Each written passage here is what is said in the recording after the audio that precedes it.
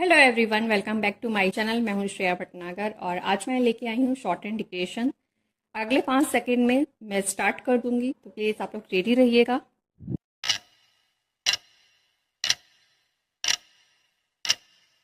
भारत 21वीं सदी में विश्व भर में आउटसोर्सिंग के प्रमुख स्थल के रूप में उभरा है। प्रतिष्ठित भारतीय संस्थानों से शिक्षा प्राप्त कर युवा विदेशी कंपनियों में अपनी सेवाएं दे रहे हैं। विशेषकर अमेरिकी उद्योग जगत में उनकी बढ़ती भूमिका ने इस बहस को भी जन्म दे दिया है कि क्या इससे अमेरिकी श्रमिकों के रोजगार का भक्षण हो रहा है। इस बहस का ही परिणाम है कि अमेरिका में आउटसोर्सिंग पर प्रतिबंध की बातें चल पड़ी हैं। भारतीय पेशेवर अमेरिका के औसत वेतन के 10वें हिस्से पर भी कार्य करने के लिए तैयार हैं। इस कारण अमेरिकी मध्यम वर्ग में अनेक आशंकाएं उत्पन्न होने लगी हैं। बड़े पैमाने पर सस्ते श्रम की आपूर्ति के कारण भारत अमेरिका जैसे अनेक देशों के लिए आउटसोर्सिंग का मुख्य केंद्र बन गया है। जैसे जैसे अनेकानेक कार्यों की जिम्मेदारी भारतीय पेशेवरों को मिल रही है, वैसे वैसे यह भय बढ़ता जा रहा है कि इतने बड़े स्तर पर आउटसोर्सिंग के कारण श्रमिकों के वेतन में भारी गिरावट आएगी और अंततः अमेरिका में बड़े पैमाने पर लोगों को नौकरी से हाथ धोना पड़ेगा।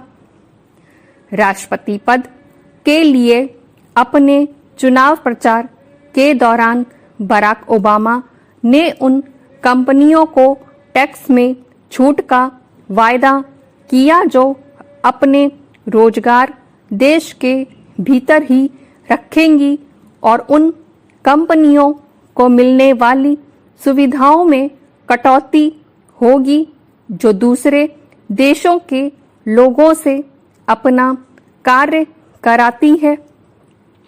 चूंकि ओबामा अमेरिका के राष्ट्रपति निर्वाचित हो गए हैं, इसलिए भारतीय उद्योग जगत को आशंका सता रही है कि उसे अमेरिका से कम संख्या में आउटसोर्सिंग अनुबंध मिलेंगे।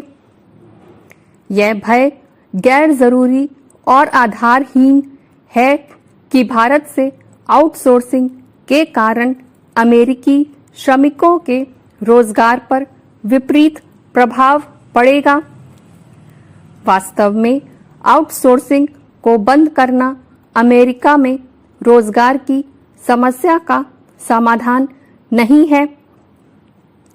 व्यापार और विकास के संबंध में संयुक्त राष्ट्र सम्मेलन की रिपोर्ट शिफ्ट टवर्ड्स सर्विस बताती है कि 2015 तक अमेरिका से 34 लाख नौकरियों के आउटसोर्स होने का जो अनुमान है वह प्रति माह औसतन 40 लाख रोजगार के टर्नओवर के मुकाबले महत्वहीन है। यह भय कि आउटसोर्सिंग के परिणाम स्वरूप बड़े पैमाने पर छटनी होगी इस धारणा पर आधारित है कि कम कीमतों का अर्थ कम वेतन होगा। आउटसोर्सिंग श्रम के बाजार में असर डालेगा या नहीं, अथवा डालेगा तो कितना, यह वस्तुओं के मूल्यों के साथ साथ उनका उत्पादन करने वाले लोगों की वास्तविक मजदूरी पर निर्भर करेगा। ये थी मेरी आज की डिक्टेशन। उम्मीद करती हूँ आप लोग को लिखते बना होगा, शब्द क्लियर लगे होंगे।